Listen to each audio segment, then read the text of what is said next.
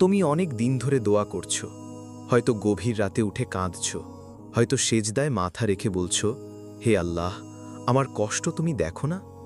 তুমি তো সর্বজ্ঞ। কিন্তু মনে হচ্ছে কিছুই হচ্ছে না। প্রশ্ন আসছে মনে, আল্লাহ কি আমার দোয়া কবুল করছেন না? বন্ধু, তুমি একটি জিনিস ভুলে গেছ। আল্লাহ সব দোয়া কবুল করেন, কিন্তু তার একটি শর্ত আছে। আজকে শুধু এটুকু মেনে চলো, দেখবে তোমার দোয়াও কবুল হবে।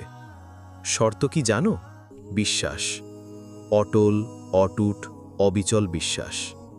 রাসূল সাল্লাল্লাহু আলাইহি ওয়াসাল্লাম বলেছেন, আল্লাহ সেই বান্দার দোয়া কবুল করেন যে নিজের দোয়া কবুল হবে এই বিশ্বাস নিয়ে দোয়া করে। তিরমিজি। তুমি দোয়া করছো ঠিক আছে, কিন্তু তোমার ভিতরে বিশ্বাস নেই যে আল্লাহ শুনছেন, আল্লাহ দেখছেন, আল্লাহ দেরি করছেন কিন্তু ভুল করছেন না। তুমি যদি জানো যে তুমি চাওয়ার আগেই আল্লাহ তোমার প্রয়োজন জানেন, তাহলে আর চিন্তা কিসের? আল্লাহ বলেন, আমার বান্দা যখন আমাকে ডাকে তখন আমি তার ডাকে সাড়া দেই। সূরা বাকারা 186। তবে কেন তুমি এত হতাশ? তোমার কাজ চাওয়া, আল্লাহর কাজ সময় মতো দেওয়া। তুমি কি এখনই ফল চাইছো, না বরং আল্লাহ যেটা ভালো মনে করবেন সেটা চাও? তুমি যদি সত্যিই চাও যে দোয়া কবুল হোক, তাহলে কিছু জিনিস মেনে চলো। 1. তাওবা করো। পাপ হলো দোয়া কবুলের সবচেয়ে বড় বাধা।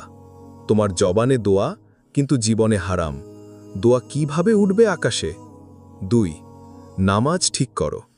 যে নামাজ ঠিক করে না, তার দোয়া ঠিকভাবে পৌঁছায় না। নামাজ হলো আল্লাহর সঙ্গে সংযোগ। সেই সংযোগই যদি কেটে যায়, তাহলে বাকিটা কিভাবে চলবে? 3. সেজদায় কান্না করো। সেজদার সময় তুমি আল্লাহর সবচেয়ে কাছে। এই সময় যদি তুমি বলো, হে আল্লাহ, আমি আর কারো কাছে যাচ্ছি না, আল্লাহর দয়ায় পাহাড়ও নরম হয়ে যায়। 4. দোয়া করে ভুলে যেও না। দোয়া করো, তারপর আল্লাহর উপর ছেড়ে দাও।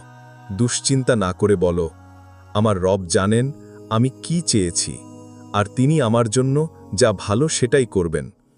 বন্ধু, মনে রেখো, তুমি যদি আজ হাল ছেড়ে দাও, তাহলে হয়তো ঠিক কালকেই তোমার দরজা খুলে যেত। আল্লাহ তোমার দোয়া শুনছেন, কেবল তিনি তোমার বিশ্বাস পরীক্ষা করছেন। তাই আজ থেকে, এখন থেকেই একটি কথা মনে গেঁথে নাও, আমার দোয়া কবুল হবেই যদি আমি বিশ্বাস রাখি এবং ধৈর্য ধরতে পারি। তুমি শুধু এটুকু মেনে চলো, আল্লাহর উপর ভরসা করো, তাহলেই তুমি দেখবে তোমার জীবন বদলে গেছে। আল্লাহ যেন আমাদের সবাইকে সেই বিশ্বাসের, সেই দোয়ার মানুষ বানান। আমিন। তোমার মনে যদি সত্যি মনে হয়, হ্যাঁ, আজ থেকে আমি হাল ছাড়ব না, তাহলে নিচে কমেন্টে লেখো, আমি আল্লাহর উপর ভরসা করি।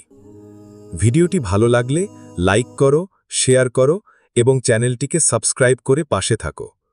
আসসালামু আলাইকুম ওয়া রাহমাতুল্লাহ।